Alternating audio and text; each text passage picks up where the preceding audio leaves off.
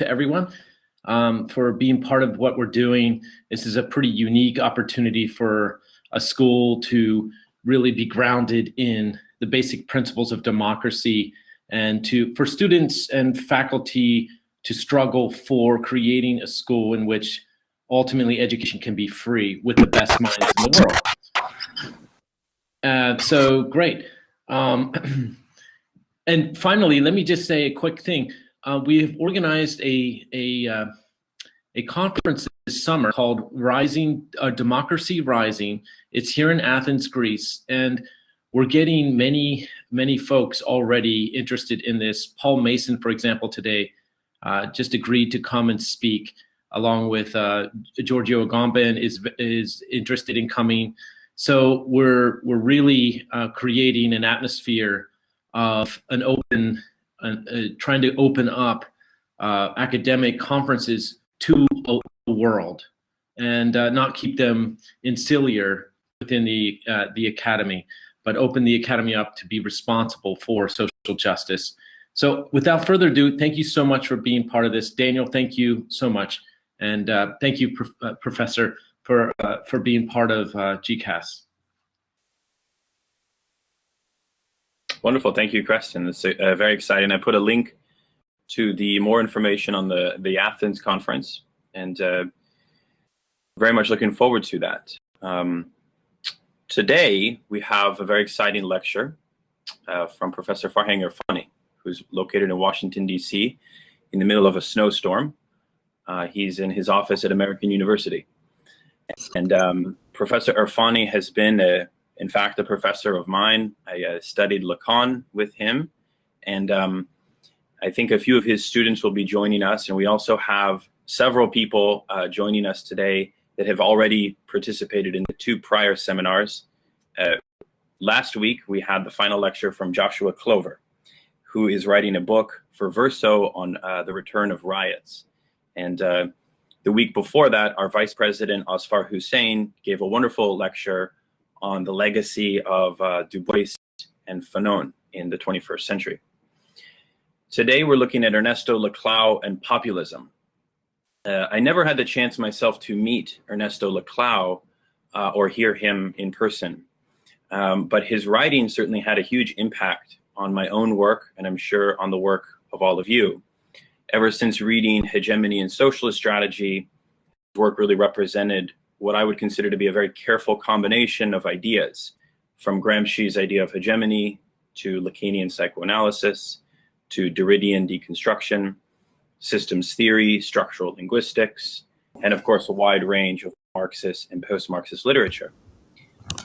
Laclau's writing really shows that in order to make a theoretical intervention concerning questions of ideology or political struggle, these references, these multiple references, these diverse references are actually essential.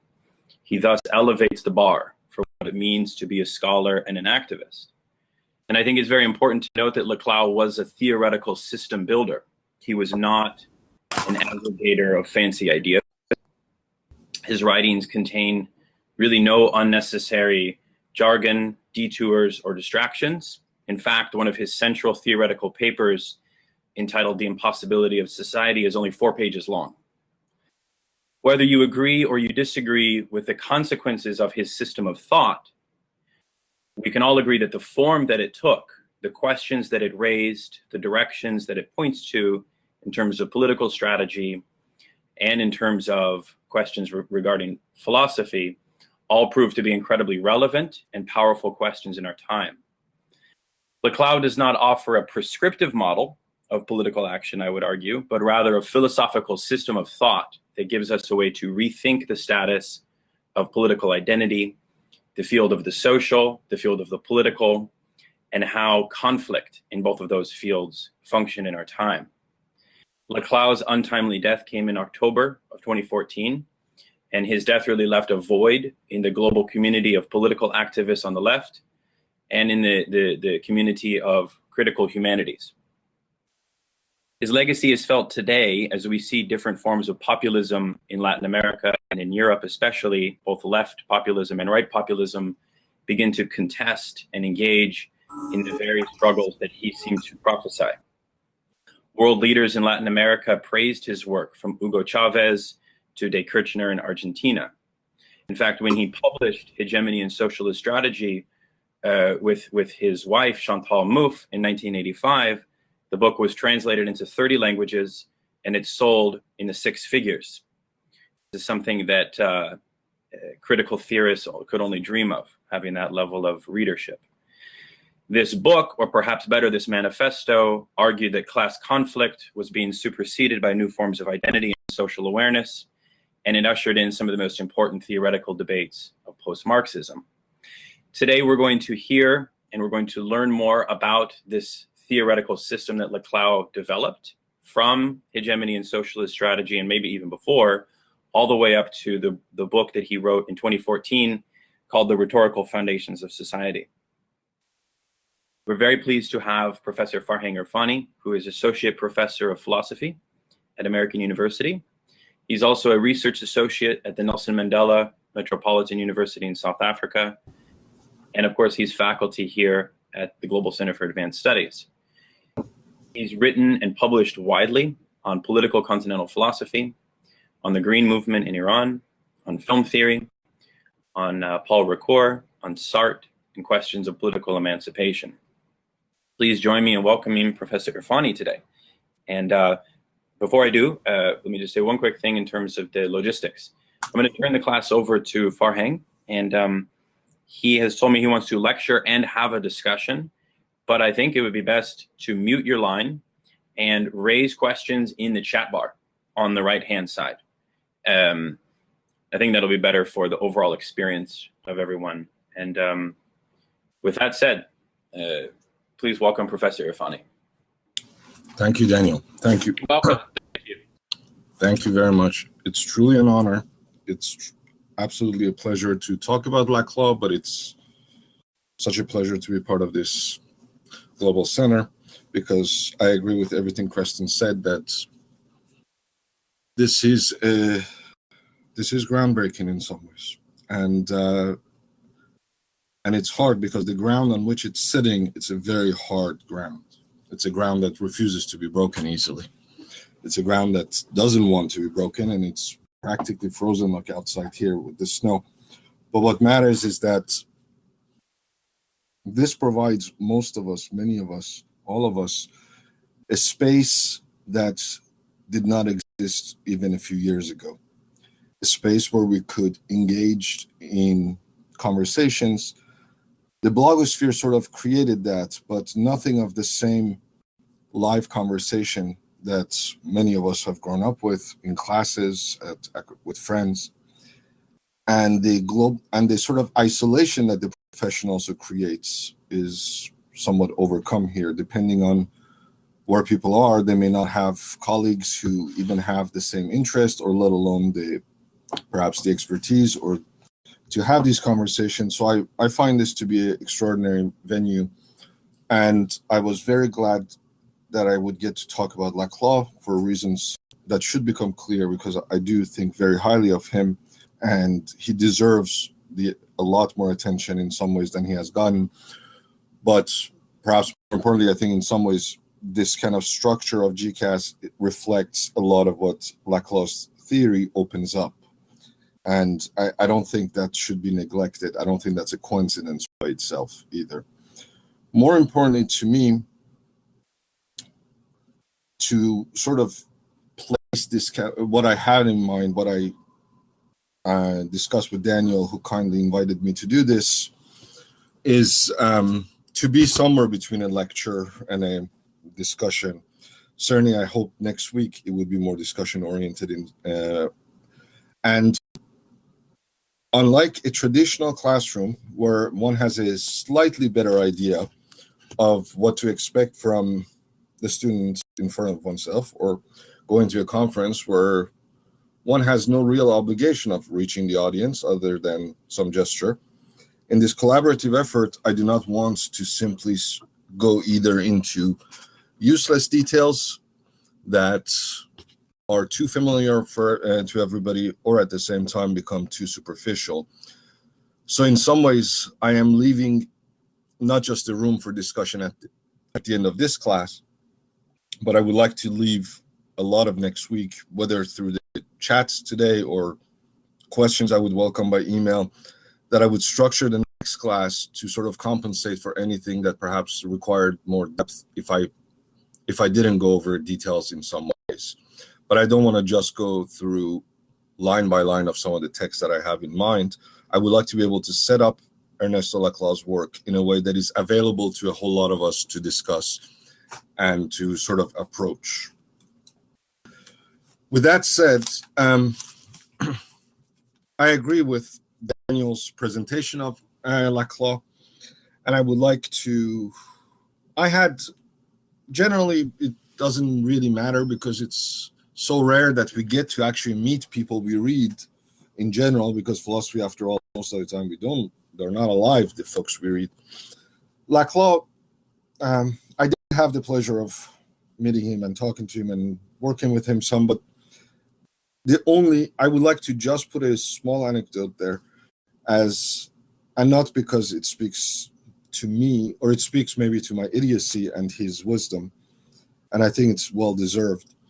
It was a lunch that I had with him on a very snowy day as well, but that was in Buffalo, New York, where he was working with, along with John Kopchak, and I was waiting for him at a cafe that he had asked to meet, and it was the very first day of the U.S. strikes in Afghanistan in 2001, and more or less the kickoff of the war on terror, as it were. And every television at the restaurant was obviously focused on that, and even though it was kind of muted, you had this very hyper global, hyper masculine war effort being already vaunted, and so it's against this background, sitting there looking over, and all of a sudden, finally, he shows up for lunch, and we have this discussion, which thankfully most of it was about good theories and not that kind of things. But I remember that, and that's about 4 years before the Populist Reason book came out. Many of us had been expecting that for longer. It had been in the making for quite some time. And I remember that he was making this argument about how populism is going to be the next wave of politics, let alone political theory. Political theory had to catch up to this reality, he thought. And and I think that was one of the times where, thankfully, out of politeness, my idiocy was covered, and I did not dare contradict him, because I kept thinking this war on terror, what's happening right now in Afghanistan is just starting. Where are populist movements going to come about? It seemed like it was going to be simply an onslaught of attacks against some smaller nation states or non-nation states. It didn't seem that populism was on the horizon. Obviously, in many ways, as always, he was right about that, and the fact that I was wrong, I'm very glad that at least politeness precluded me from saying something too idiotic in front of him. More importantly, I actually think there is a kernel of truth to that, beyond the fact that obviously he was right that now, with Greece, obviously, but all kinds of populist movements, the Arab Spring for me is very important, the Iranian Green Movement, which I will use as an example later, is equally important. But I think that my own limited impression, my own blindness, my very restricted horizon at that wonderful lunch with him, where I thought that, look, the horizon does not seem to welcome anything except this rhetoric of the war on terror. And in some ways, I was right, but ultimately it proves Laclau's point right, as in, it's when you start reaching a totality of discursive, when you have a discursive totality, as if the horizon no longer can handle any new thought, that's when actually populist movements, if ever, would make sense. So the fact that we would be at a time where, now, long ago, Francis Fukuyama would declare that this is the end of history, or when we would think that, I remember during the war on terror, people thought there is no way any Democrat would ever win another election. It looked like the Republican would own this game forever. It was just this persistent notion of there is nothing new under the sun, that the horizon is saturated at this point. And it's this saturation that matters, I think, in some ways to Ernesto Laclau's work. And the populist movements today are in many ways answers to this kind of saturating or suffocating environment that we have been living in, where it seems like there is no alternative to anything else. Now, to get to that idea of saturation and populism, I want to go back a little bit to the earlier work, that especially the hegemony book, because it is in no shape or form detached or separated from his work on populism. There is a very clear connection there to me. But I think that also places him in a situation that we have to sort of recall and not forget what kind of theorist he is, and to what extent he is very compatible, very close to a number of other thinkers of our time, and that includes, especially, for instance, Derrida and Lacan, or Zizek Badiou these days. But more importantly, he's also different than those thinkers. At least, and especially with him, rhetoric is not a small matter, but I would say that we need to at least appreciate that there is something about him that is both contemporary and at the same time just a bit untimely. The notion that I have in mind that makes him a little bit untimely and at the same time very timely is the notion of fragmentation. And I want to focus a lot of the discussion today on this very simple concept. We don't live in a time where very few would proclaim totality in the old-fashioned way. Anyway, fragmentation certainly is far more fashionable than any other idea compared to even 20, 30, 40 years ago. But fragmentation in politics is actually a very weak idea. The history of political thought does not deal with fragmentation very well, in the sense that fragmentation is often seen, or had been seen for the longest part of the history of philosophy, as an illness of politics, or as a division of politics, even admitted as an ongoing disease, but nevertheless, it's not typically taken to be the core of politics itself. The simple example of it politically is the very notion of a undivided city. We have that all the way from Plato's Republic, where strife, dissent, and so forth is difficult to place. If the city is at war against itself, it's like the soul for Socrates that is at war with itself, therefore dangerous. We have, the great ones of the social contract of Rousseau, where there is, again, a form of unity that precedes any disagreement, any dissent. And that model has always been sort of present, as in there is a fundamental unity that holds us together, and then either fragmentation is terrible, we should get back to unity, or fragmentation is perhaps just a superstructure, as it were, but the base is united, that we have a very common ground, as it were. In the history of philosophy, Marx obviously is one that doesn't have this. Marx is the one who sees every society as a form of struggle, as a form of class struggle specifically. But already in Machiavelli, we had this too. Machiavelli didn't have it as a historical model the same way, but Machiavelli already argued that every possible city contains at least what he said there are two humors. Humors is the Italian umori, two disposition, or to put it in Heideggerian terminology, two attunements. Like there is a form of subjectivity in a city that is for the majority, for the people, and their experience of life, the way they're tuned into the world, tells them that they are dismissive of power and all they want is to not be oppressed by power, Machiavelli thought. You get to other side of politics, the other smaller half, much smaller half, the elite, the haves, and Machiavelli said that their disposition, especially in aristocratic monarchies and so forth, their disposition, their attunement is one of oppression or at least domination. And he thought that every city at least has these two conflicting perspectives, that the majority of citizens don't, all they want is to not be oppressed, and to put it more neutrally, or at least slightly more neutrally, then there are those control freaks who just like to run everybody else's lives minimally. So he thought that there is always this conflict and that it will never go away. And in fact, it is the very nature, essence of politics to have this conflict. And therefore, the work of politics becomes political management of said conflict.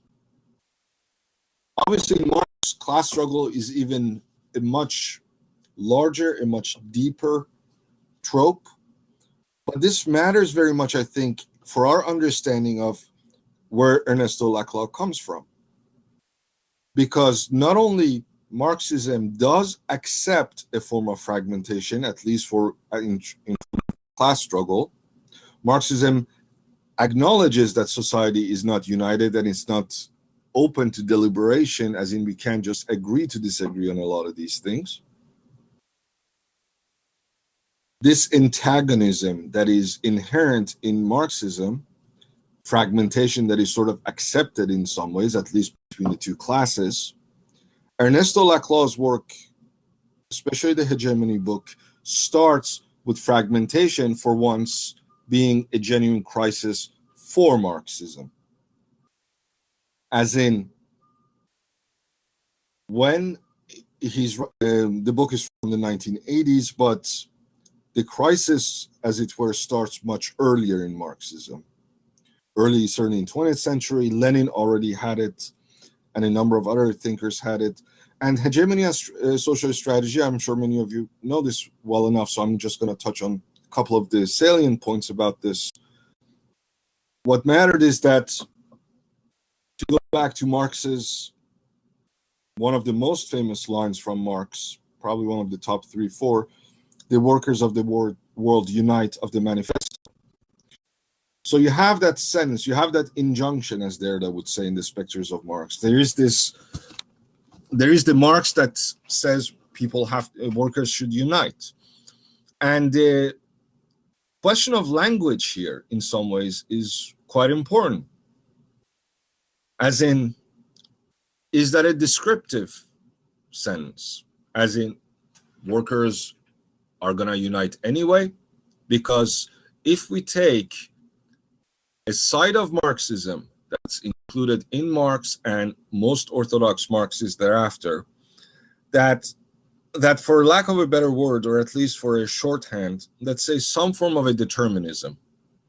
As in, there is a path, there is a destination here that will make the proletariat sort of take over and be the revolutionary agent sooner or later, as if they are destined to do it, as if they are determined to do it no matter what. I'm not saying that all of Marx would contain that, because that very same sentence could also be read as, well, you have to make that unity happen. It has to be an event. It has to take place. And if it's not taking place, then perhaps we have to arrange for it. And in that sense, that sentence, I think, is crucial for this, because if the workers are not going to unite on their own either volition or historical situation, and therefore something has to happen, already there is an injunction within Marx of what do we do? Because this is going to go to the notion of base superstructure just in a moment. But more importantly, for the early Marxist, or for the early 20th century Marxist, and Laclau often talks about Rosa Luxemburg, Edward Bernstein, and obviously Lenin, Gramsci, probably the most important one of those Marxists. What Laclau was looking at is how this generation, starting from 20th century onward, of Marxists were handling fragmentation. It is true that the Socialist and Hegemony book starts famously by saying, today we have a number of struggles. And it goes through the run-of-the-mill struggles that everybody expects, feminism, environmentalism, and so forth, like as in new struggles that are obviously very important and cannot be simply dismissed. And is class struggle, is socialist struggle something alongside of it? Is it superseded by them? Is it changed? So of course he's intervening, or with MOVE, they are intervening at a point in history where it seems that fragmentation has gone quite deep. But interestingly enough, they're not blaming, as it were, the new rise of movements, far from it, obviously. But they go back to where Marxism as a tradition had to start facing fragmentation even within its own theory.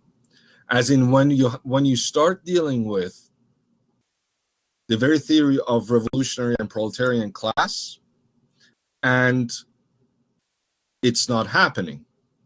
So you could have a very, very like caricature almost of an orthodox Marxist who could say something along the line that Marx had it right, is just like maybe a comma or like a decimal is missing in the calculation. Maybe it's not like this week, maybe it's not like this decade, maybe it's like off by 100 years. But the very structure of the argument in the most orthodox manner was untouched, as in this is happening. And some, of course, even the most orthodox always have to adjust. They would have to say, no, actually now we have even a greater proletariat than before, because now we have more of the working class being fragile and so forth. The orthodox line that would simply tweak just bits and pieces was never of interest to Laclau and MOVE. And Lenin already was one who was obviously very concerned by this notion, and he needed to organize the proletariat. And famously, we know that he relied on the party. We know that he believed that the party is the leader. He believed that the vanguard should also play an important role. A lot of these things in some ways have been reduced to political urgencies that Lenin was facing. Some of it is reduced to the fact that, well, this was in Russia. And Marx, we know, did not think very highly of Russia, China, or just about anywhere else that was not quite industrialized yet. And then, as the very simplistic version of the history, of the story or the history goes, we end up with Mao and Lenin trying to short-circuit Marxism, the concepts, in order to jumpstart, to get ahead, to be able to be part of the revolutionary theory without having gone through the entire process, the teleological process that seems to be required per Marx. Not as an aside, but as a point that I would like to develop over and over, it's not a coincidence in some ways. And Ernesto Laclau himself being from Argentina, I grew up also within a very third world Marxist environment. And in third world Marxism, unlike, let's say, an orthodox Marxism in Germany or France at the time, you never had the luxury of the determinism. You never had this sense that this is going to work itself out sooner or later. You always had a sense that, well, we are not quite fitting the theory, so we have to tweak the concepts, or we have to do something to be part of this discussion. And the very notion of hegemony addresses that need, comes to terms with the fact that the theory itself is unclear on these movements. As in, if Lenin kept saying essentially to everybody under the sun, including the actual proletariat, that, look, all the ails of the world will be cured once the proletariat takes over, once the revolution happens, once we have actually defeated capitalism, all the other symptoms of it, all the other pains of it, and that would include things like, obviously, sexism, racism, imperialism, all of those would be gone along with it. So this approach that traditional Marxism or very militant Marxism had, that any other cause had to take a backseat or just be on the back burner, wait for this to resolve itself, there are very clear indication even within Marx that such theories could be tenable. But by the time when Gramsci, who's the most influential one on Laclau's thinking, intervenes, he's acknowledging something that Lenin is effectively doing, which is the role of politics. If we go to the very simple, if not very stereotypical notion of base superstructure in Marxism, the base would be the material conditions, and superstructure would be just about anything else, certainly philosophy, theology, but that includes politics, that includes modes of organization, that includes even union work to some extent, if it's just for the sake of organizing it.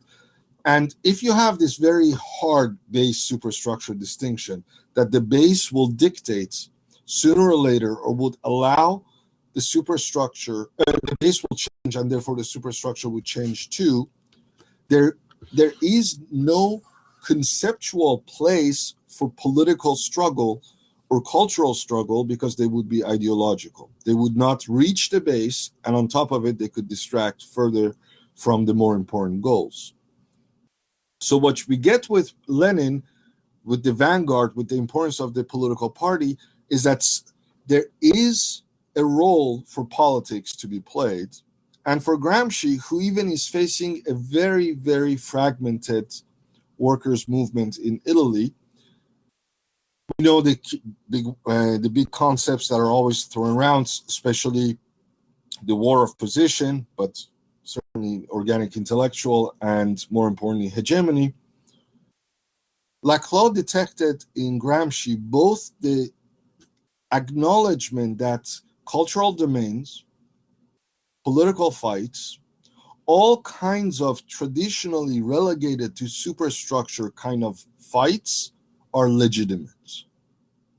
As in, after Gramsci, or Gramsci says that we need to engage capitalism at every level, and fighting him on cultural grounds is a legitimate fight, and it's not simply the fluff that is sitting as a superstructure on the base. Only the economic base matters.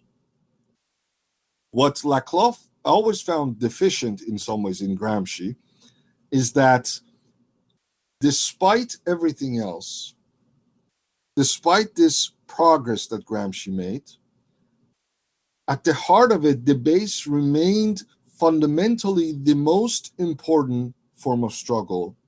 So it's as if the cultural, political, any form of struggle that is typically relegated to the superstructure is there. It's as if they are simply lining up behind, in a way that almost Lenin was proclaiming, lining up behind the basics of class struggle. And one of the most important aspects of Ernesto Laclau's work that makes him post-Marxist, and post-Marxism is a very difficult concept because in Hegemony book, in the preface, they emphasize post once on post-Marxism, as in we have gone beyond, and then again post-Marxism, this time emphasis on Marxism, as in we're still within Marxism too. That is one of those debates that has no way of being settled in some ways, as in once you are post-Marxist, can you ever be Marxist? If once you are saying, as Laclau said about Gramsci, that the economic base does not a priori have to be the privilege, seat, or site of struggle, the question always remains, to what extent are we still dealing with actual Marxism? Or is that too diluted? Is it gone at this point? Frankly, I don't think it's the kind of question that can be settled, and it's usually fought along some socio-ideological lines that are unimportant. But what matters is that this notion of populism that we have had, that Laclau has pushed forward so much, and I want to talk about that in a moment, what we get from it is that the rise of the people, or the politicization of the people, is already a problem that Marxism was dealing with inherently from the start. As in, unless workers of the world unite is just almost saying, hey, just watch, workers of the world are uniting, as in the people are going to do this no matter what, as in it's a clear line of demarcation, as in there is no doubt that this will happen, then populism probably would not have the kind of weight that Laclau wants it to have. It matters as a theory because precisely constructing the people, as he says, making room for populism is an urgent political task. I said that this, my first main comment being about fragmentation, I'm going to wrap it up just in a moment, sort of as a transition and as a conclusion about that. This is what matters, though, in the sense that fragmentation is not to be praised for its own sake necessarily, as in it's not a good thing in the tradition from which Laclau is coming from, that there is fragmentation, but it's also not a bad thing, as in there is always, it's the seat or the site of struggle. So there's a lot to do with it, but it's not as simple as having politics of identity or forms of just proliferation of differences and relative situated identities across the board. So it's not just a celebration of fragmentation for its own sake, and it's not a denunciation of it either. It is taking it to be something profoundly constitutive of politics without taking that next step that is almost intuitive to us, as in, okay, so if it's constitutive, do we accept it? Do we fight it? What do we do with it? It's not as simple. And so from fragmentation, I want to go to the next point, which is exactly about, it is that simple in some ways. Probably today won't be the right day. Maybe next week we can sort of parse out some of the differences that Laclau would have from Derrida, because the earlier work was more influenced by Derrida and the later one certainly by Lacan. There's a lot in Derrida that reverberates or resonates within Laclau's work, and that can never be neglected. There is, however, this sense that Laclau and Mouffe in some ways are applications of deconstruction. I remember way back in grad school and numerous times in discussions or even sometimes in writing, including Derrida's own, when you sort of push Derrida and Derridians to, okay, so how do we get this going? What are your criticism? Where does it go? Often it was pointed as like, well, look what Laclau is doing with this. It's sort of like outsourcing the application to him, as in he will take care of the actual nitty-gritty details. Derrida is sort of giving this prophetic vision of how these things would work. And I don't think, and this is again, I think it would be something perhaps to discuss next week, that Derrida's New International and the notions of specters of Marx are not, I don't think, all that easily paralleled with Laclau. There are many things in common. Essentially, whenever you tell Derrida anything, he would have to tell you it's not that simple. And if you propose something or if you defend something, and I love Derrida, so it's not a criticism per se. The issue is that for Derrida, his attunement or the modality of his work is that whenever you have any givenness, he will, like nobody else, and rightly show you that this given is not a given, that all the operations of difference apply, all forms of exclusion-inclusion apply, all forms of differentiation apply. That's not in dispute. That I'm not trying to say that that shouldn't be the case. In a way, Laclau does come after that discussion. But more importantly, he has something that I find truly inspiring, if not revolutionary in many ways, at least for concepts. You see this in all of his work, where he opposes the logic of equivalence and the logic of difference. For him, these two contradictory logics, or these two logics that are not reconcilable, it's almost like the death drive and the pleasure drive, like they cannot be brought as one and the same forever, and they will always be sort of going in different directions. These two logics are part of any social presentation, any social self-presentation, meaning that following very simple, very straightforward, I would say, Derridean and Lacanian and any kind of post-structuralist modality, the logic of difference is about how differences are constitutive, how any given identity is not what it is internally. It's not simply externally defined, or it's not simply negated from the outside, but that there are traces of the outside inside. What is, generally speaking, some rather standard arguments at this point. And Laclau certainly takes that and has never deviated from it. He's never taken an identity to be a possibility of fullness, totality. Anything is complicated. He has too many differentiations. In fact, in the hegemony book, they use this term nodal point. When they talk about somebody's identity, they would say that indeed a person could be a worker and a man and of a certain nationality, of a certain ethnicity, or it could be a woman, with, or it could be just, no matter what, we have these multiple differentiated identities. And that mattered for this very sake of Marxism, as in, if one is, for instance, a proletariat and a woman, just to take only two possible differentiated identity, which of course is overly simplifying it, must one choose, as it were, one or the other? Must one simply say that I will align with the workers, or gender that cuts across class divides, I remain with gender concerns? And when Laclau criticizes Gramsci that a priori, ahead of time, you never know which struggle is going to win out, that is the point. As in, it's not a given that this identity of a person that has these running threads, these different narrative threads to it, which one of those should be privileged ahead of time, or in general forever, as the most salient part of their identity. This identity could radically inspire radically different politics, as it were.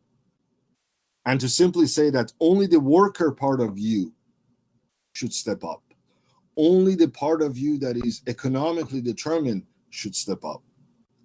This is why Marxist feminists have always had this discomfort with it, as in, well, there are non-workers. The bourgeoisie has women, and they are no less subject to patriarchy. And we know more and more how complicated those equations are. It's not like the underreported abuse and so forth. It's really that you can't simply say, well, they have it, well, they are bourgeois anyway, so we don't need to worry about them. Clearly, it matters. So Laclau never denies the logic of difference, but instead of simply, as soon as you would say, okay, we're going to go in an orthodox Marxist way of choosing one, or in the Derridean way of saying, well, no, none of them could be the priority, there is a logic of equivalence. As in, without the possibility of creating equivalences, then no identity matters. If identities are relational, even differentially related to one another, there are these overlaps, as it were, or what Derrida calls overflows of examples. And equivalences can be created. So one, for instance, going back to, again, that very simplistic example, if there is a woman who's part of the proletariat and a woman who is part of the bourgeoisie, well, there is the differences, but there's also the one equivalence, at least. There is something that can be created. And the theory of hegemony became something innovative beyond Gramsci when Laclau and Mouffe, and then subsequently Laclau more and more over time, argued that the very process of hegemony is the very notion of politics.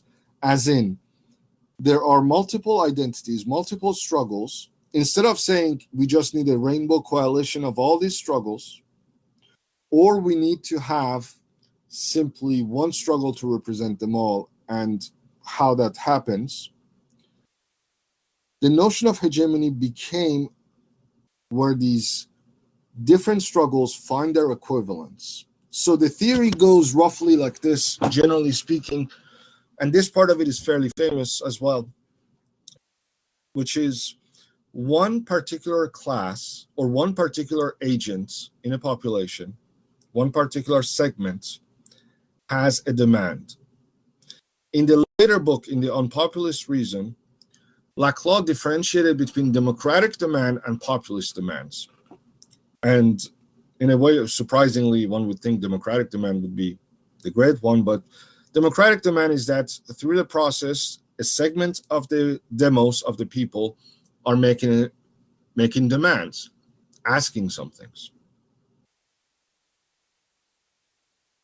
That, if it doesn't resonate with others, or if they don't let it resonate with other segments of the population that do not have the same exact issue, but nevertheless trying to sort of hear it out, have a connection between the two struggles, then for Laclau, that remains a democratic demand, as in it's hyper-localized, hyper-specific, and in fact, in a way, it can be met more easily by the powers.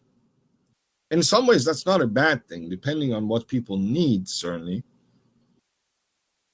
I don't think it would be wise to say that a theory that acknowledges that people went to the negotiation table or protested and they got something that they wanted, that this is terrible because we didn't advance the greater cause. I mean, that would be very sadistic. But why is it that those demands are not met? It's precisely because the power struggle is such that generally people do gain very little, especially when they are in isolation or in isolated segments of the population. I remember last summer the protest in Ferguson. All of us followed it very closely in some ways. It was disheartening in so much of it was obviously disheartening, but it was symptomatic of American politics to see, for instance, local leaders, including local preachers in Ferguson, getting to these verbal fights, and certainly even on social media and in front of cameras, even worse, with people from other cities who were there to protest. And they would say, you're outsiders, this is not your fight, this is our problem. And obviously, and we saw the proliferation, and more of it is coming out about all kinds of racism and violence by police officers that have existed. There is an equivalence, and there's also that difference. Yes, Ferguson was specific. Michael Brown is not like any other case. Not other cases are as bad as his, or maybe are even worse as his. So it's true that the local preachers who were saying this is a local problem, don't meddle. In a way, they were right, because they were demanding that singular justice, like the issue of Michael Brown. They didn't want that to be forgotten, as it were, or that Ferguson became a symbol, but not about Ferguson anymore. And that's what they were resisting so much. And in some ways, this is, Laclau would say, well, this is how the hegemonic front gets constituted. As in, one particular cause potentially becomes some, or to use the technical term of empty signifier, it no longer signifies, refers to a specific event, but becomes a greater cause. It is not a coincidence, I do believe, that American politics is generally terrible at this. In the very restricted range that we have here in this country between Democrats and Republicans that are really not that far off, Democrats have the party of multiple fragmentation, and nobody wants to speak for somebody else. Everybody wants to be respectful of differences, and they lose that. I want to give an example, an American example where hegemony worked very well, but that's sort of from the top down. And then I want to use one from Iran, the Green Movement, where it was truly a more populist movement. I think George W. Bush, he represents in some ways a very successful, albeit not very long-lasting, hegemonic front. When he came to power, for those of us remembering his campaign, where he campaigned kind of as a libertarian, he wasn't big on going abroad, he didn't seem all that neoconish, he didn't seem all that interested in foreign policy much. He wanted a small government, and we know that he left with a government larger than ever before at his time. Obviously, if you ask anybody who liked him or anybody who just simply observe it, they would say, well, 9/11 happened early on in his term. Things changed. 9/11 did not change at all as much as people say. This was, again, one of those rhetorical tropes to suffocate any kind of questioning, any kind of simplification, because it had simplified things, but not in a way that everybody liked it. Essentially, the process of simplification became there's pre-9/11 thinking, post-9/11 thinking. And the equivalences of where you stand, who you are, which side you're on, the us versus them, so forth, became dominant at the time. Now, as much as I decried it and I didn't like that simplification, the oversimplification, I would say, in ordinary language, and I would say even caricatures of a lot of things that were happening, the virtue that Ernesto Laclau has is to not simply say that, almost in a Derridean mood, it's more complicated than that, we need to discuss this endlessly, it's never going to be as simple as W makes it sound. Well, yes, obviously it's never going to be as simple as any politician makes it sound, but more importantly, the simplification, the equivalence is part of politics, and to shy away from it is a losing battle by itself. So what happened with George Bush, in my mind, is that, especially when he went on top of the still sort of burning towers, took that speaker and said, people who did this will hear from us, and his popularity shot up to something like 92%, I believe at the time, or even maybe higher. The only 8% that of polled people who still would not like him are probably like really, really obnoxiously stubborn people like me who just almost on blind principle said, I can't approve of this. But he was on his way into a hegemonic formation. A hegemonic formation, he succeeded internally within his party. For those who are familiar with American politics, I'm not going to I'm oversimplifying, but the American right, the Republicans, have a strand of libertarianism. They have a culturally conservative side, sort of the classical conservative side. They have this. They have the fiscal conservative. They have the religious right. They have then the neocons, who are hawkish abroad, but they don't care so much about social conservatism at home. You have sort of the more financial aspect, the capitalist side, the almost Ayn Rand people in there. So you have this bunch of essentially practically incommensurable bunch in one party, like many other parties. In Europe, this would be divided into a whole bunch of smaller parties. And the fact is that usually they do come together as a coalition, obviously, when they win an election, so the Europeans. But the difference with George Bush was that this was a hegemonic populist movement, in that he no longer represented his own beliefs. As a leader, as somebody who said, I will embody this revenge or post 9/11 thinking, and I'm leading us in this war, he became an empty signifier for his own party. As in, somebody who did not like big government went big government. Somebody who didn't want to have military expansions abroad went military expansions abroad, and so forth. So he did almost just about everything that during his campaign he had promised, and there is nothing disingenuous about it. It's not as simple as saying, we caught you in a contradiction, because that was the hegemonic formation. And this part of it is not too difficult to see, as in between all the claims, all the gripe that the American right has, terrorism became the empty signifier. It became that which under everybody could regroup as in, yeah, regardless of any other beef I have with the system, this is the most important. This seems kind of obvious, and it's like using a complicated language to describe an ordinary process. But in fact, I think this is where, unfortunately, even some of the more sympathetic literature to Ernesto Laclau stop the argument.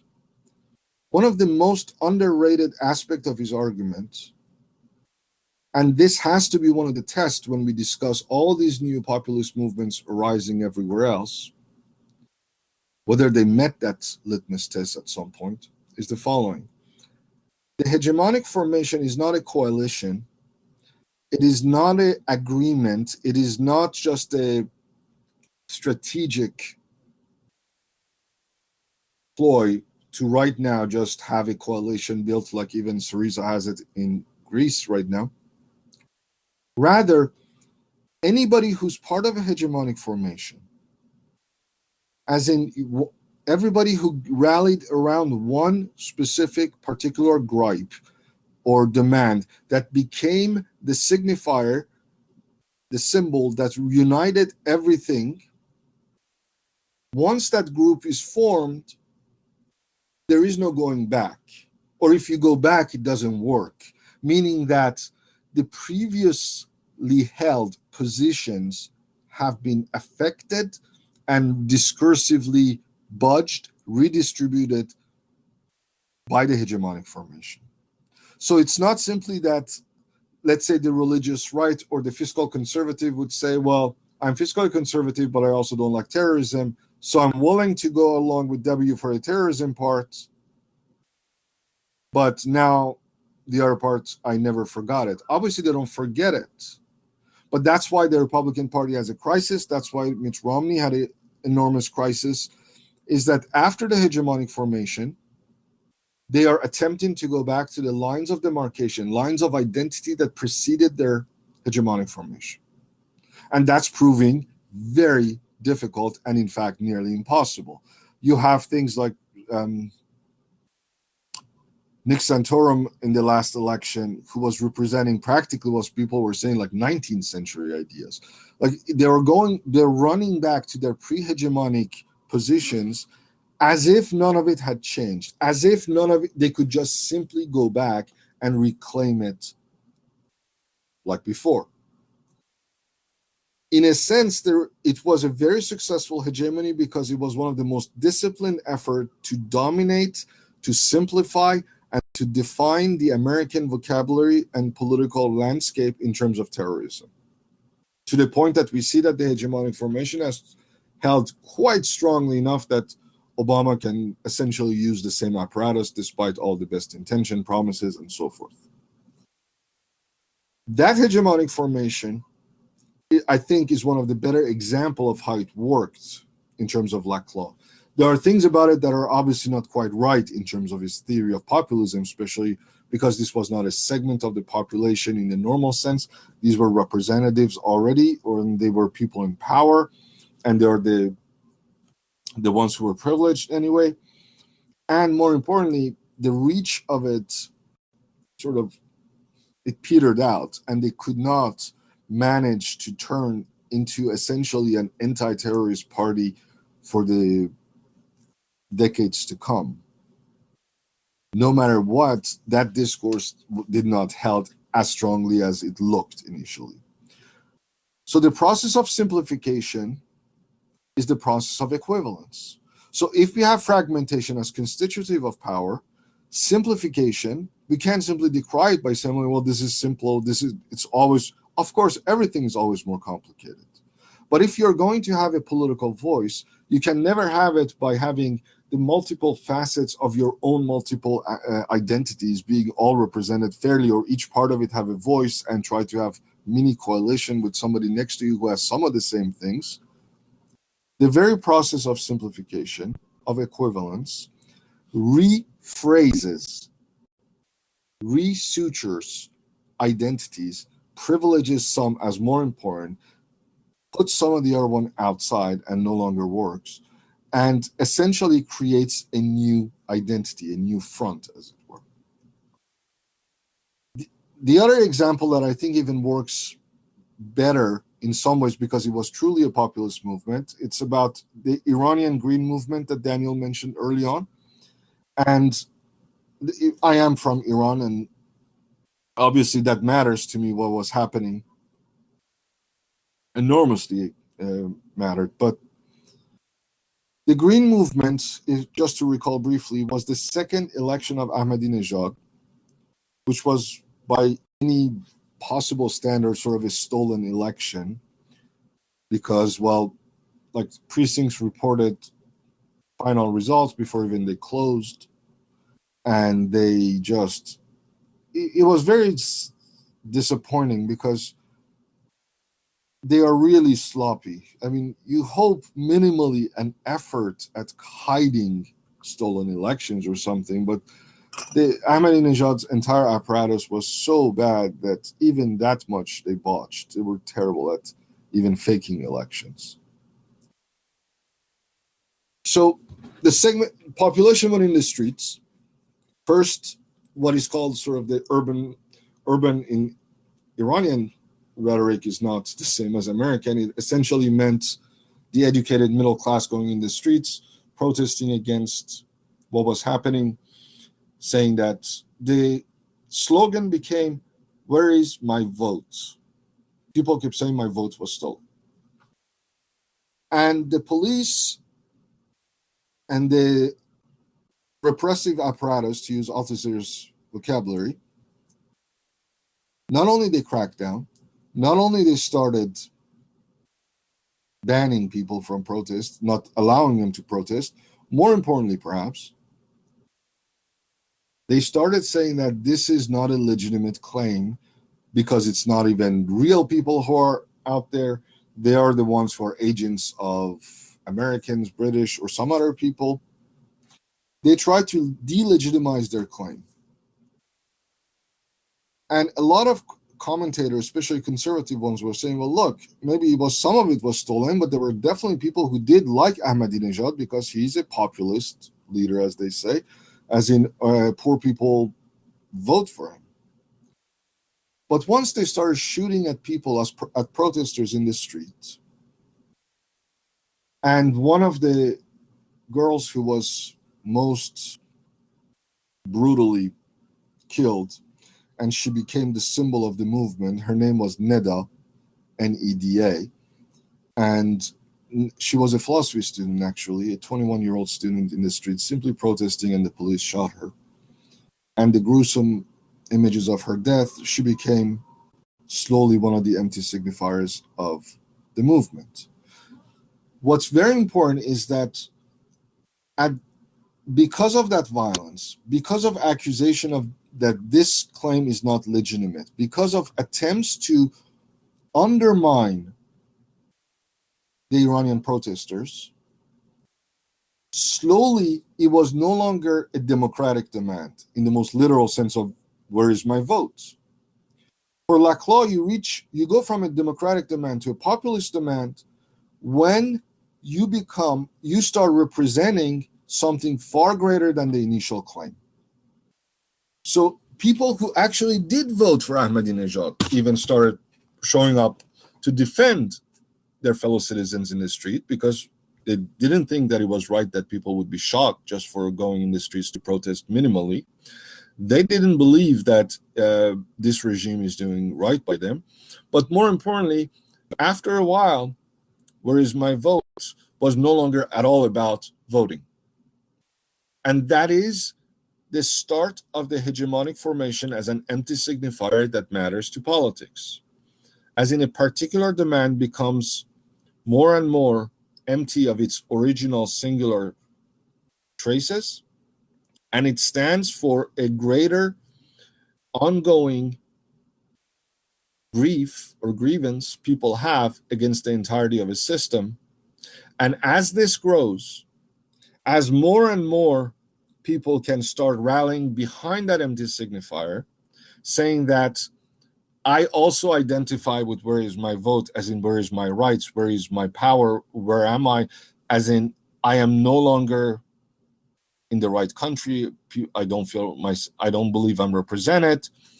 As these claims keep growing, they are no longer not democratic because there are many people, but they're also no longer easy to satisfy. Because once you lose the specificities of an initial claim, here perhaps it could have been a voter recount.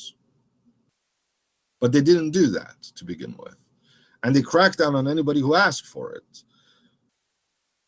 After that, instead of saying, where is my vote, when you say, where is justice, that's an impossible claim to address. The system can no longer simply say, okay, I heard you, here's justice. Like, you can't easily render that. So in that sense, the Iranian movement did change the politics there quite a bit, and it became a populist reason. It became a populist movement because it created something that had not existed about for the last 15, 20 years almost of the revolution in Iran. In the first 10 years or so, there was a lot of opposition, a lot of it quashed, a lot of it killed and destroyed. And there was a significant, at least a good 10, 15 years, where a lot of people were so disenfranchised that they turned away from politics, and everybody thought, okay, I live in a totalitarian government. My job is to survive and to sort of get around the system as much as possible, but that's not a politicization. In fact, it's depoliticizing everything, saying that, okay, I would wear the veil if I have to. I would do whatever it takes. I'm just going to survive this and try to have a decent life almost in privacy. And the Green Movement, as a popular movement, politicized an entire generation. And this is why, again, they don't go back to the previous identity. Even in this case, obviously Ahmadinejad's state, obviously the system did not crumble, but a populist movement need not come to power, even in the case of Greece being sort of in the middle, or be like the American example that I had, which is already in place. It doesn't have to be that complicated, but it simply creates a new political identity that didn't exist before. And the creation of a political identity as such is simply not that, you sit around, you debate it, you come up with a nice logo. We could create those identities. But as William James put it, it's like it doesn't have current. It doesn't have electricity that connects. It doesn't have a live wire. And the populist reason is like it's connecting these electric cords to each other. So all of a sudden, an identity, something can be taken up as this is worth it. This is who we are. This is where we're going with this.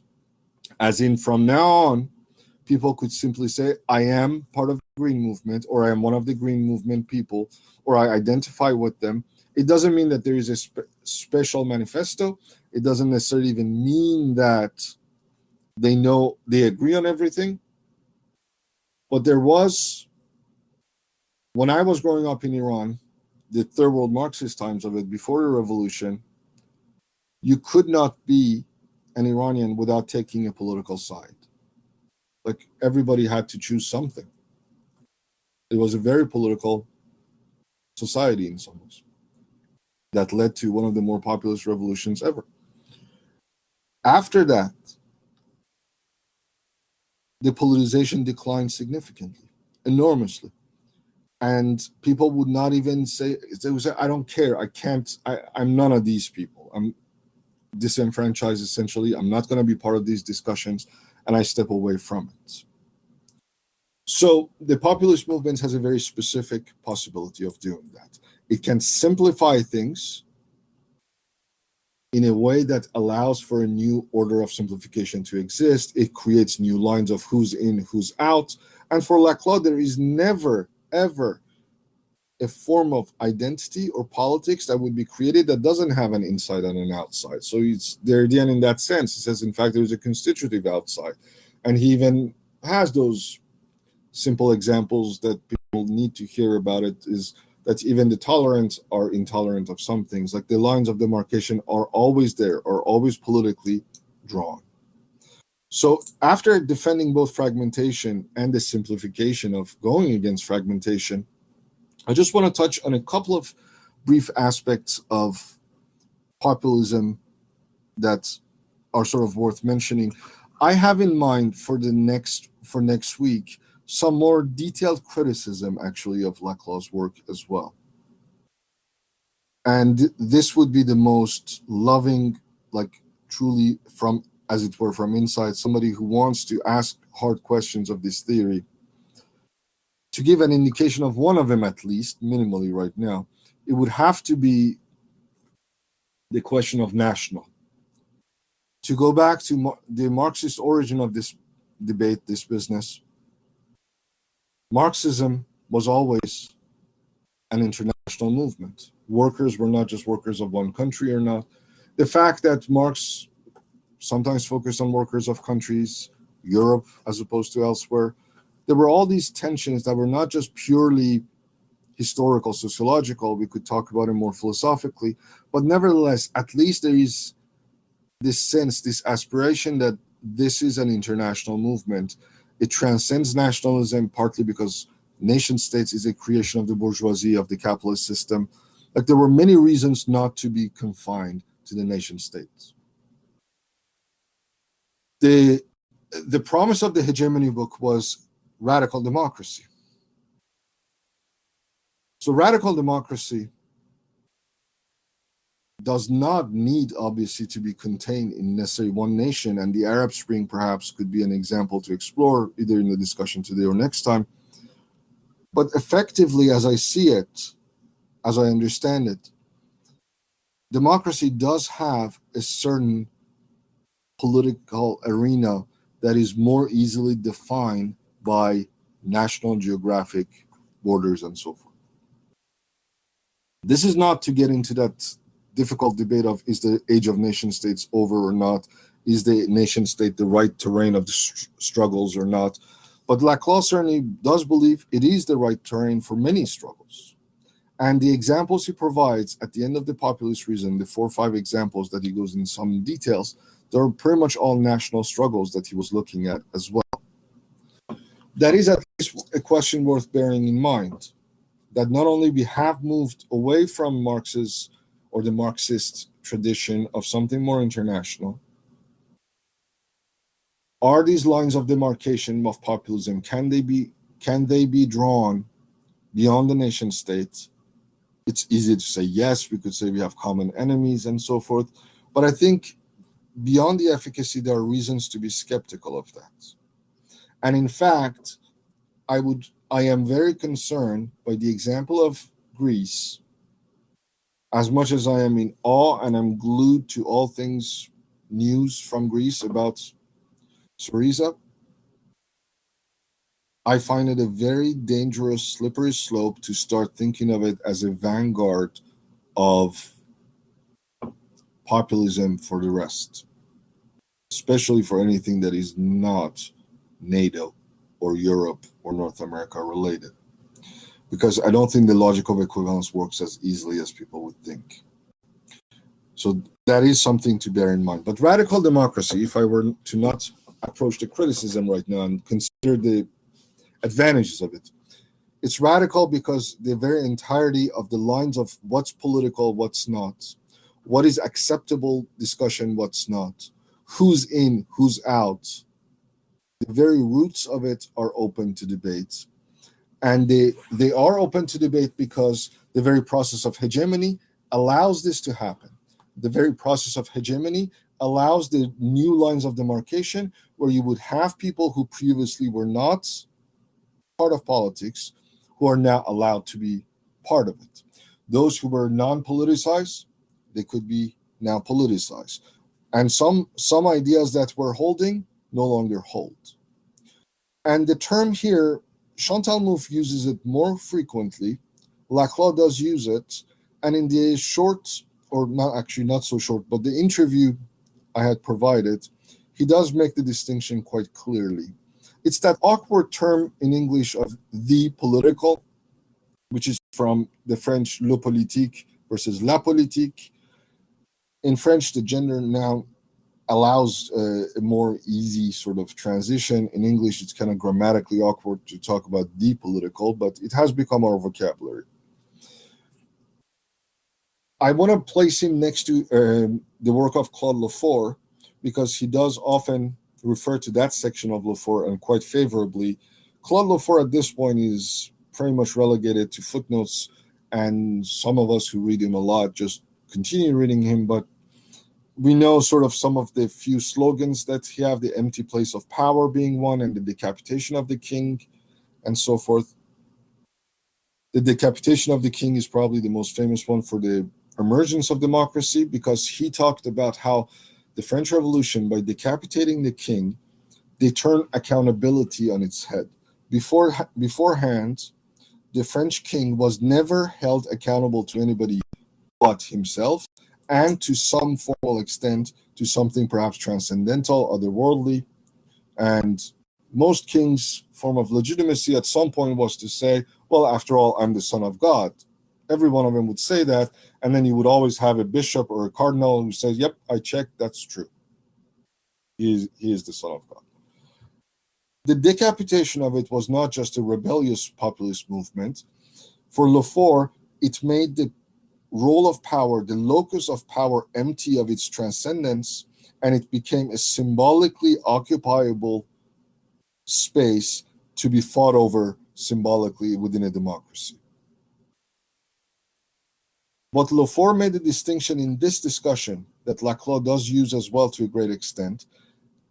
Lefort distinguished between politics and the political, and I like his distinction of it in a sense that he said politics is almost all that is ordinary, what we call politics, which is visible institutions, and the political would be, he used this stage metaphor, would be the background, that which is there, that essentially stages all that politically matters, including institutions of politics.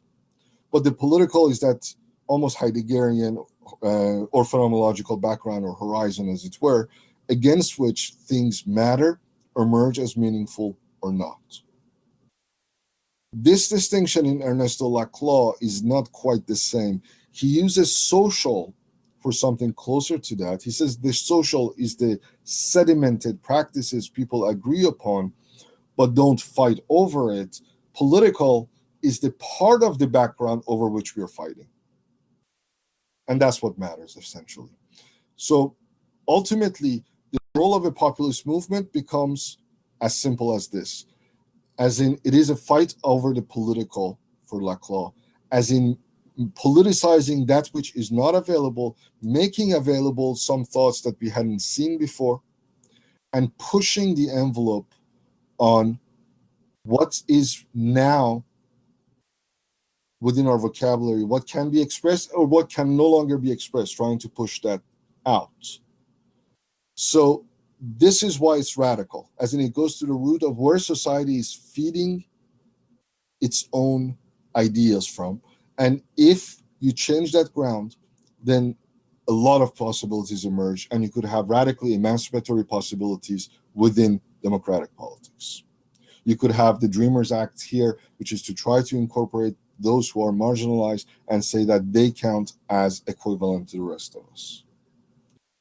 And those who resist it obviously are on the other side of the political. So all in all, what I take to be his great contribution in this debate of the populist movement, it's not just that he gave people who go to the street and are angry sort of a conceptual framework overall, as in it matters that you're angry and you protest and you have insurrections and so forth. Obviously that matters in many, many ways, because it is difficult, it is quite difficult for political philosophy to account for movements of insurrections, movements of such deep political, in that sense that I just talked about, protests, because so much of what we take to be ordinary agency of a political agent, of a political actor, is based on a certain sphere of action that people who say, I'm going to go protest on Tahrir Square and I may not come back tonight, political philosophy has a hard time with that. Political philosophy has a hard time in general with violence. We don't like violence to begin with, but on top of it, we don't to simply say, well, violence is awful. That's great, but to try to account for the subject position that is capable of stepping into the Tahrir Square while being potentially shot at any moment requires a different conceptual framework. And that does not require to say that those people are crazy or unhinged and they are like nobody else we ever know. What I like about the populist thesis is that the reason people are willing to risk their lives, the reason they're willing to do this, it's because there is something that has not been possible to articulate, and that these protests, the creations of a hegemonic movement when they're protesting against the current status quo, it is radical insofar as they are trying to have a voice where there was none before. They are trying to associate themselves with a new form of collective identity that was not permissible. And in that sense, I take it that Laclau's theory, through the process of hegemony and through the process of equivalence and radical democracy, these big signifiers as it were, opens up at least the debate in ways that a lot of current theories we have don't. I apologize if a lot of these were either all too obvious or if I went too fast on it, but I think for today it's about 3:20 something. If it's all right, Daniel, I think this would be a good point to stop this to see if there are questions. Do let me know what you think. Yes, I think that would be great. I think, yes, so let's see here. If folks have questions, I would encourage everyone to activate their video option so that we can sort of see one another, and sometimes it helps sort of for the larger discussion process. So questions can happen via video. You can also sort of type them in or just sort of jump in verbally. Feel free to do so.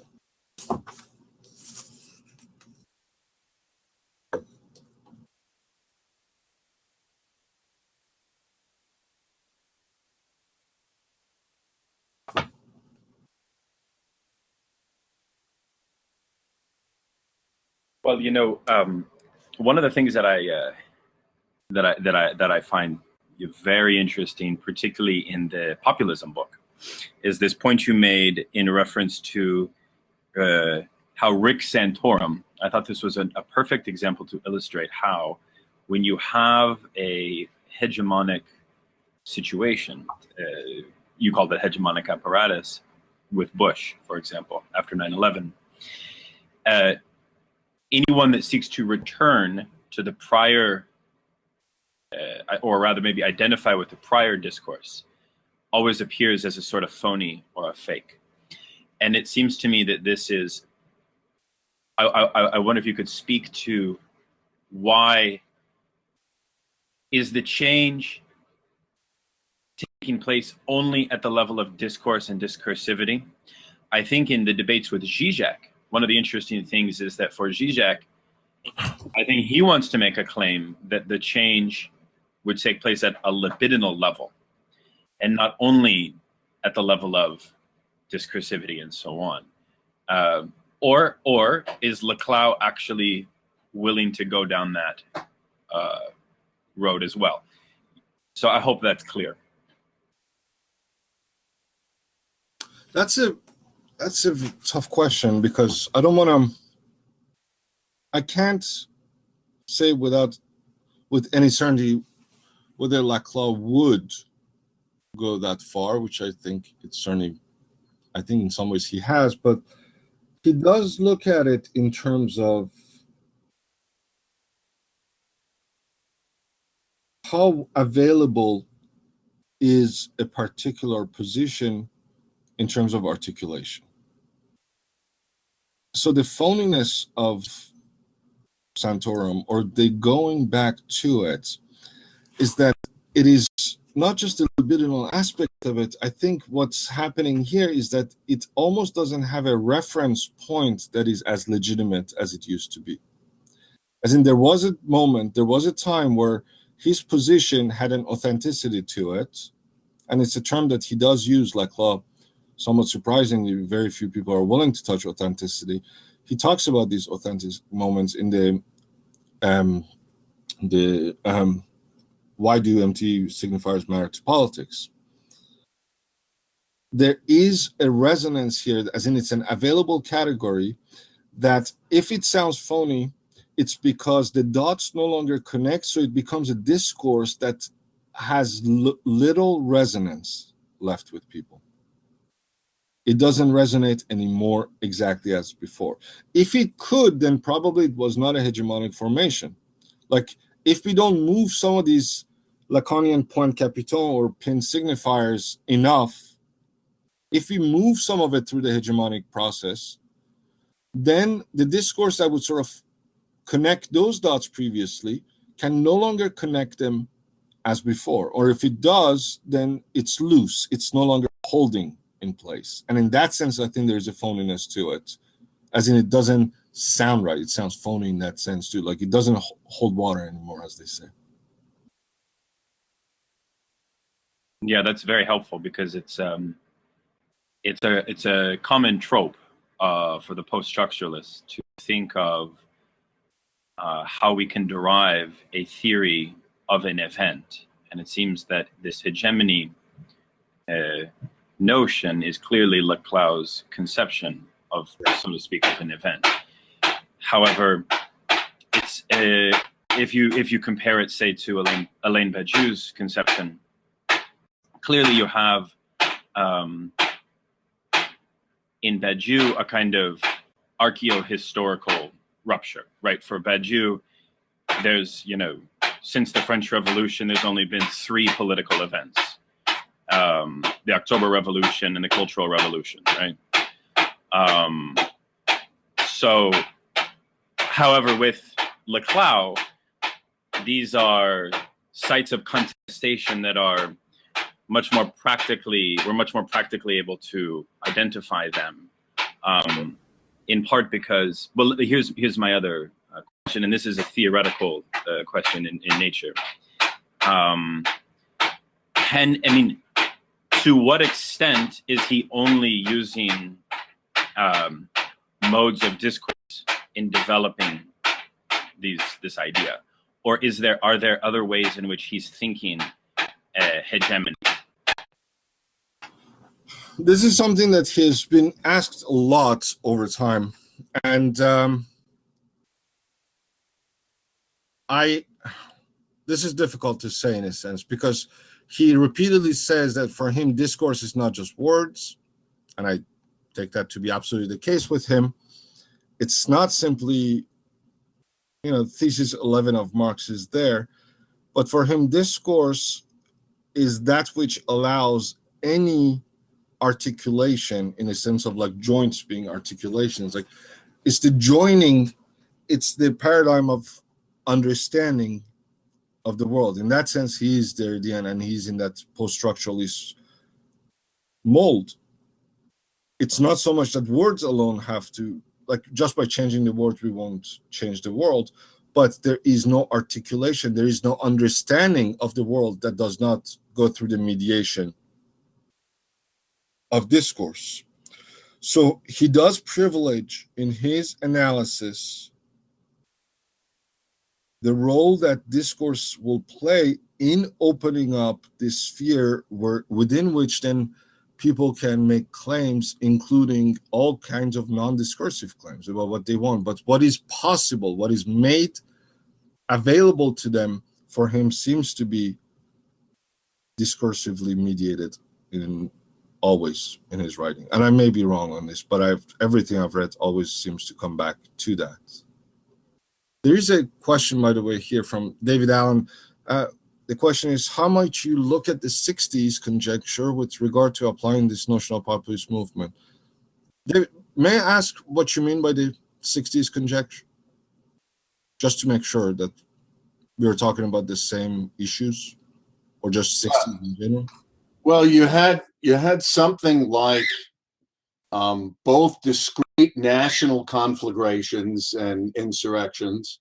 Correct. And you had something of an internationalist character to movements all over the world, where there was a kind of affinity between the insurgent classes or groupings around the world, minorities, people of color, women, Sure. students, all of this, that, you know, that places some of your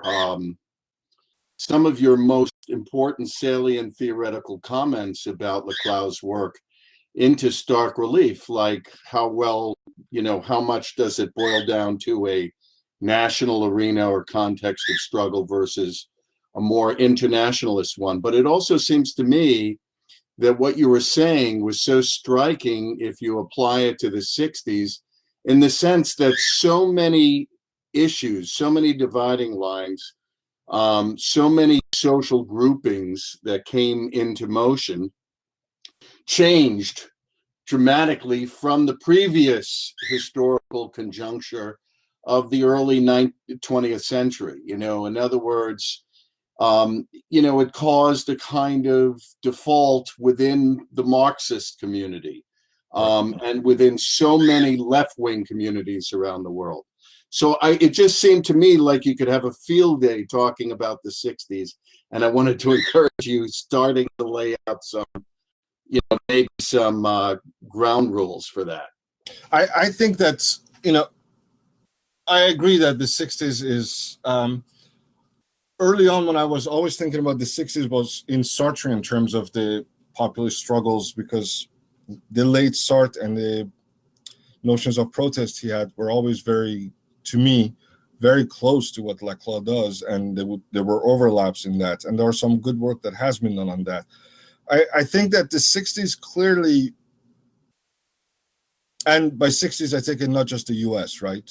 The 60s is a decade.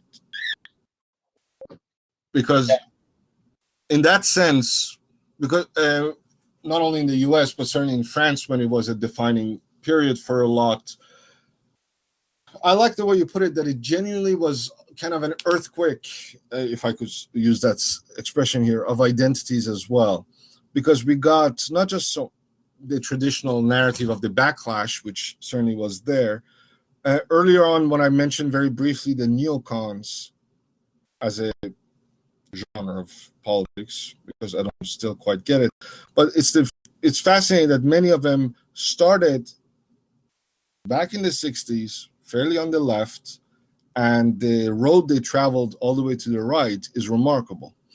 And it's not a coincidence in some ways that they began their political identity with international interventions, albeit on the left, but then they favor it on the right now.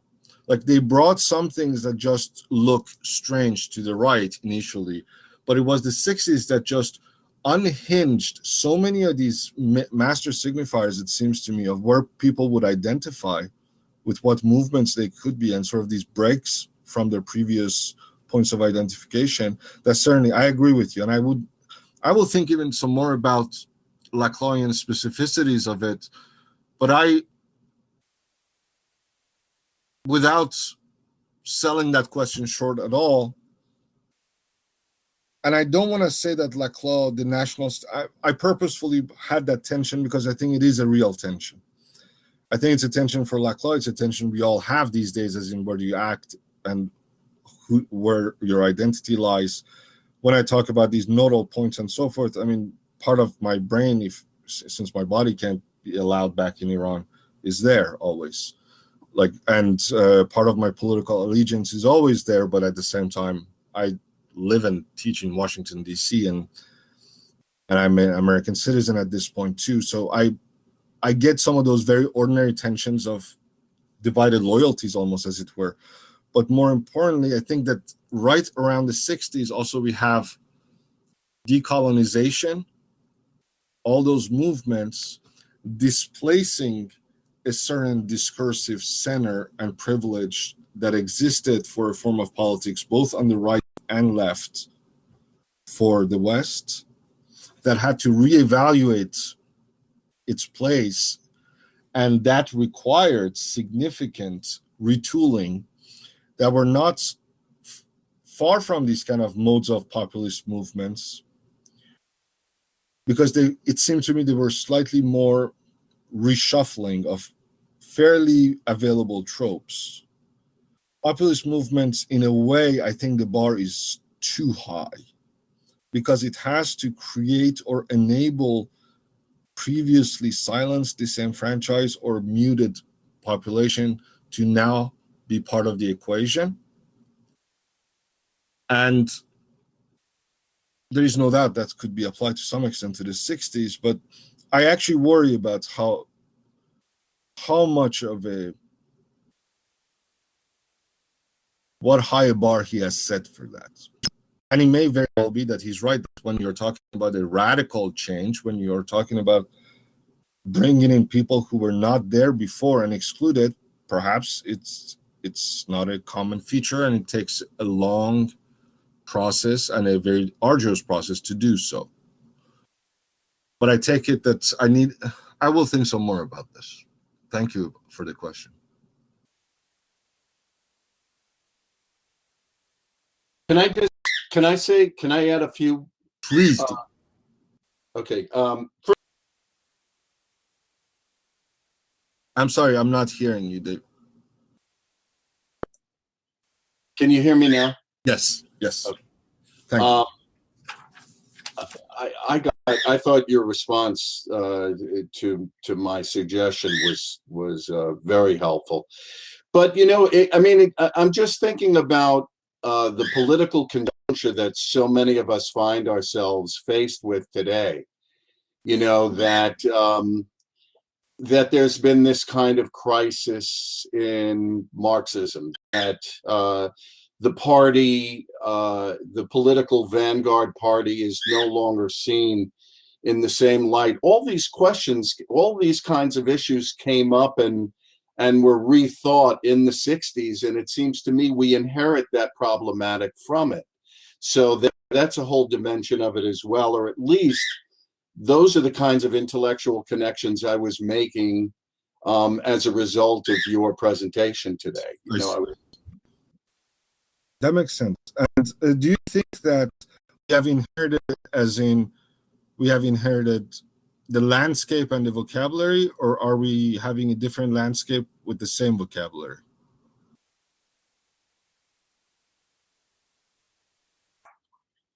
Well, that was a problem that people used to discuss back in the 60s, right? Yes. I mean, certainly during May 68, and even in the United States, so much the issue was we're thinking in classical Marxist, maybe even Leninist, Maoist categories, but are they appropriate to today? Certainly the Marxist categories of the proletariat were largely seen as inappropriate. Correct. In first world countries. So that kind of issue was emerging then. And then I think there's a disconnect today as well.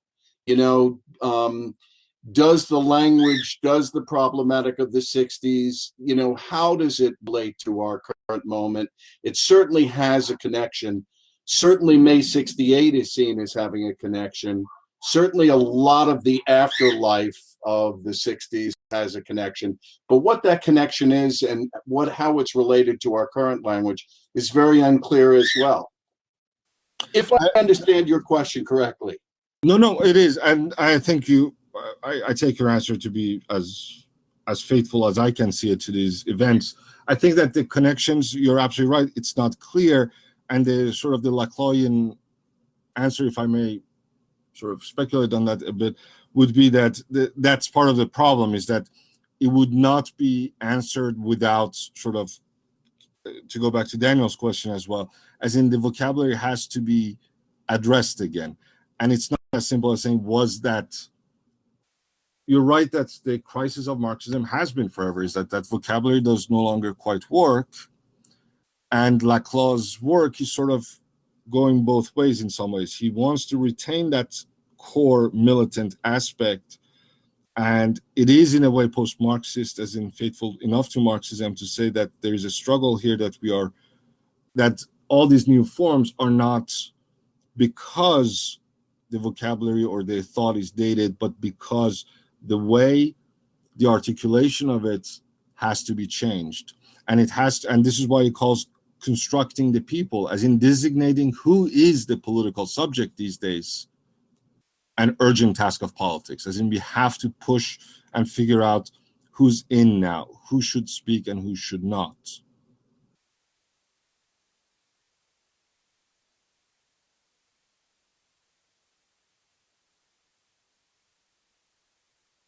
What I'm going to suggest perhaps as well is,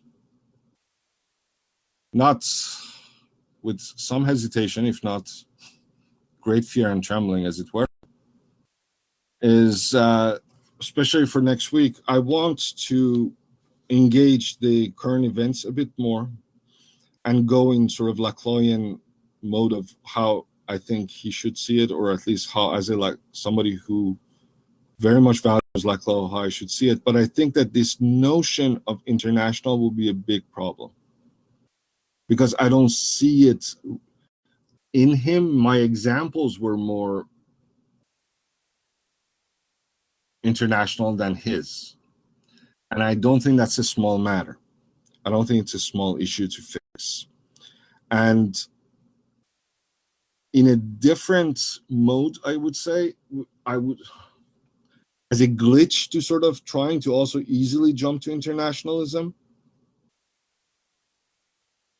I like the strategy of Greece when they talk about the bailout and the debt colony and so forth, in terms of like the European Union was supposed to be always a form of partnership, not exploitation, not we should always have dialogue. We shouldn't just have impositions. Like, I think this is great. This is absolutely very clear as an idea, but also it's using existing vocabulary of the Union by saying, look, this is the European Union. We're supposed to be equals.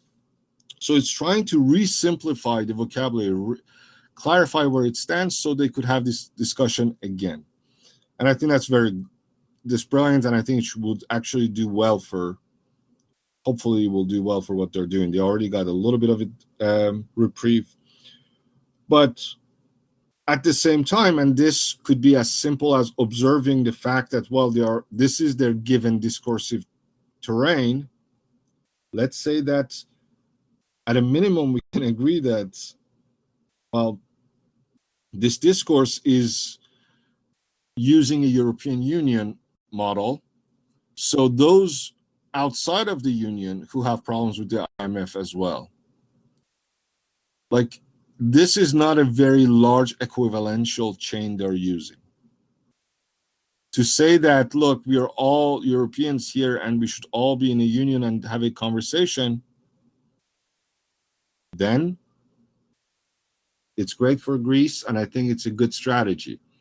But this is where I think the chain of equivalence cannot go far for those who are not part of the union, who don't have that on their horizon, and we are also equivalent to you. Like, it used a fairly well-limited or well-delimited vocabulary to position its protest against the movement. So when it's protesting against Germany imposing these measures, which Germany had done these things and so forth, it didn't even go all that much even against IMF and so forth. The Troika is there, but I am concerned about how far this is going to travel. Anywhere beyond the horizon that they are using, and I'm not blaming them for using that. This is the most available politically savvy thing they can do. But I want to raise this flag and sort of think about, based on Laclau's point of, can a chain of equivalence be established, not just hypothetically? Of course, you could say, well, sure, they should also say that. that we're also equals, but it's not obviously that simple. There are facticities here, and there are political situations to consider. And this Greek movement, before we start jumping at this is the realization of Laclau, and some people are saying that, and I love that they're praising Laclau for it, or saying that, this is the realization of the Greek potential for democracy from 2,000 years ago and all those tropes. There is a discussion to be had, and I want to center some of these issues next week to discuss this more pointedly.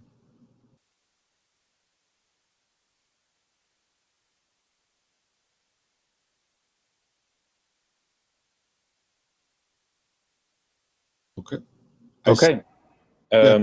I think just look at some questions to keep for next week, but I think that should do it, Daniel.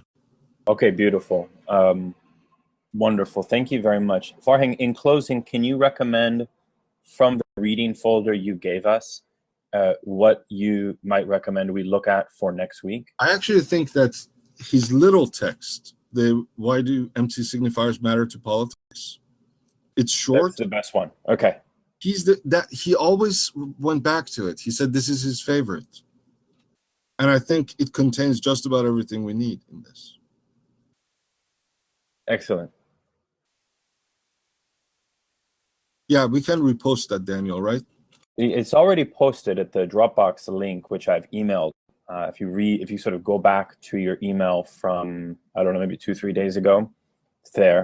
But I'll resend it, or let me post it in the chat box now, just for the sake of efficiency. If I have it right here. Like, if you find it first, feel free to throw it up there.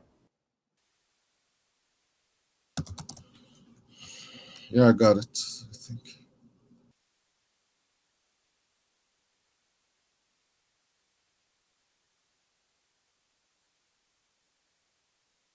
And perhaps, Farhang, you could also throw your email into the chat box in the event that folks who weren't able to ask a question might wish to email you a question in the interim period between now and next week.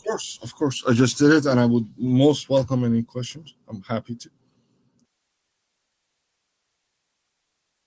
Thank you.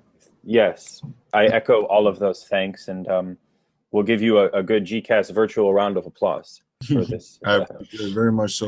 Thank you, Daniel, for organizing this very much so. Thank you, Creston, as well. I appreciate that. It's our pleasure to have you. So we'll look forward to next Saturday. Absolutely. Have a good day. Thank you. Be well. You too.